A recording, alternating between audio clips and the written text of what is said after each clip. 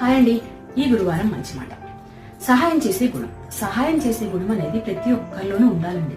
అంటే అందరికీ ఉంటుంది సర్వసాధారణంగా, లేదని అను, కానీ మనకి ఉన్నంతలో వీలైనంత వరకు ఎంతో కొంత సహాయం చేసే గుణం పెంచుకోండి.